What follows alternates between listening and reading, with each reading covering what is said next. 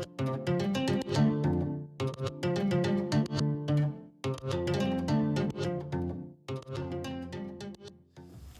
guys, Coach Hunter here with Dylan helping me out today with another kickboxing fundamentals video. We'll be talking today about power generation, okay? So how do we actually generate power with our strikes? I think when you are very new to striking, it is actually a mistake to worry about power at all. And the reason is that what tends to happen when you are trying to hit hard, which is your first mistake in general, okay? When you're new is that all of your striking mechanics go out the window and you end up muscling your strikes. And I'll kind of explain more about that what I mean as we go. But all of a sudden your mechanics are off, you're stiff, and you're just not actually striking very well. So it tends to be really difficult, I think, to actually generate power when you're trying to. And it's a very kind of a paradoxical thing. But we'll get into what I mean by that in a second. So let's actually talk about how we generate power, okay? So the first thing, of course, is rotation. We talked about that with our foundational striking movements. Everything should be driven with my legs, okay? And most people, when they're thinking about hitting hard with their hands, they're thinking about their arms, their shoulders, right? So they're trying to swing really hard with their arm, and it's going to be really hard to actually generate any kind of power.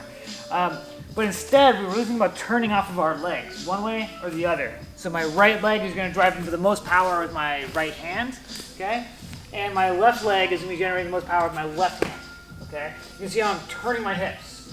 Now, in reality, I don't have to necessarily turn my pivot on the foot, but I find getting my calf and my hamstring into it a little bit is going to really help. So it's really all on your hips, okay? That's where the muscle part is coming from. Even so, that shouldn't be thinking about trying to hit hard, okay? Because what we're actually thinking about is speed. Now, we're going to get a little bit mathy here, but what we're trying to generate and produce and transmit to our partner or opponent is kinetic energy, right?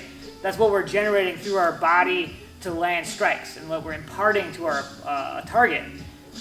And the formula for kinetic energy is mass times velocity squared. That is, the object I'm accelerating, my hand, has some weight through my body, okay? And that's going to be based on my size. I mean, obviously, right, my hand is going to get heavier because I want it to. It's also why if you're holding something heavy, you hit someone with it, it hits harder, okay? But that goes linearly. So if I'm 20 pounds heavier, that's 20 pounds, well, whatever the proportion is in my hand, more energy I'm delivering, right? However, the faster I go, you're getting exponentially more force, okay? More energy generated, right? So if I go twice as fast, I'm getting 4 times as much energy out of it. So it's so much more important to go fast. Plus, it's harder to counter, harder to see coming something that's fast. If I have this punch that will knock his head clean off if I hit him with it, but it's this fast, I will never land that punch, right? It's ridiculous, okay, right? But if I throw a punch that's gonna hurt him, but he can't get out of the way in time, that's gonna actually land. It also is a lot less energy to throw fast rather than hard, okay? So it's super important we're thinking speed. So usually what I tell people at first, go for my cross part two, is thinking, I don't care at all about how hard I'm hitting, just go as fast as I can, right?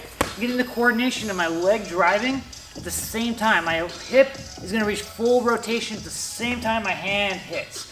What I don't want is that hip turning and then the hand goes, because I've lost the force generated from my legs. I don't want my hand hitting and then my hip goes, because that's gonna become a push, okay? Which brings us to our third point, which is snap, okay? And this is something you hear, I think, wrongly. It's one of the few times I'll tell you that any martial artist or instructor is wrong, is when someone says to hit and punch through the target, okay? I just think that's wrong for a couple of reasons. The first is that it is essentially a push. I'm hitting something and I'm pushing them, okay? Which it means that the energy I'm imparting to them is spread out over time.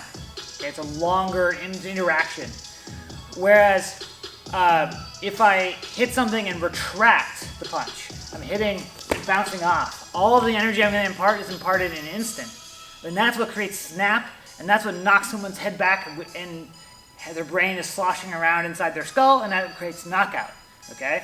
So what I want is quick, full rotation at the very end of my punch. As I'm hitting, everything is kind of reaching its like full movement at the very same time. And I'm not punching through, I'm punching to and pulling it back.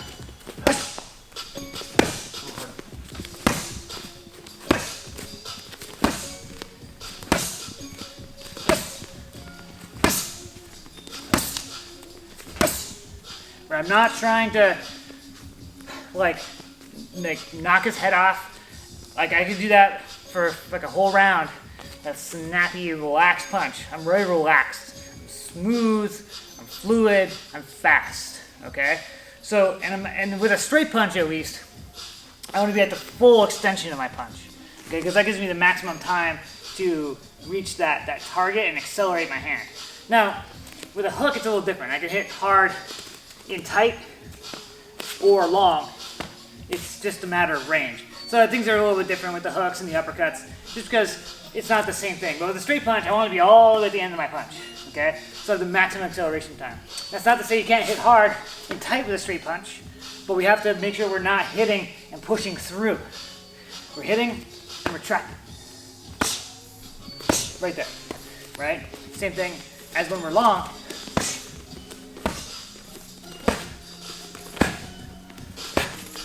Or short.